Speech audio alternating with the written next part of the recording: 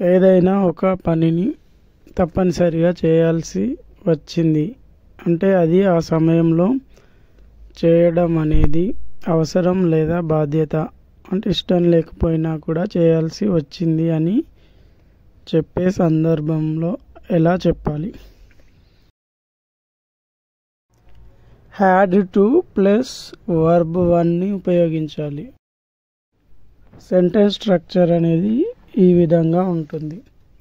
Subject plus had to plus verb 1 plus object. Subject అన్నింటికీ కూడా had టునే ఉపయోగించాలి. అంటే I, we, you, they, he, she, it ఏదైనా పేరు నేమ్స్కి. సో అన్నింటికీ కూడా హ్యాడ్ టుని మాత్రమే వాడాలి. I had to meet him yesterday. నేను నిన్న అతనిని కలవవలసి వచ్చింది. We had to attend the marriage. మేము ఆ వివాహానికి హాజరు కావలసి వచ్చింది.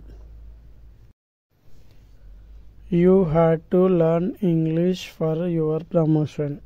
మీరు మీ ప్రమోషన్ కోసం ఇంగ్లీష్ నేర్చుకోవాల్సి వచ్చింది.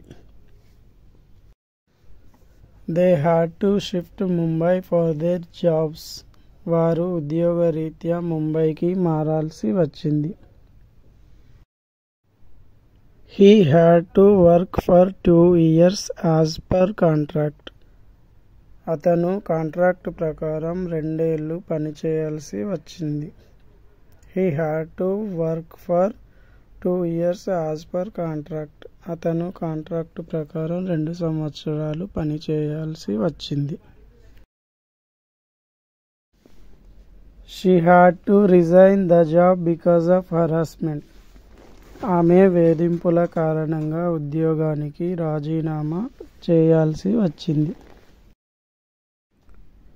Arun had to join MBBS. Arun ఎంబీబీఎస్లో చేరవలసి వచ్చింది.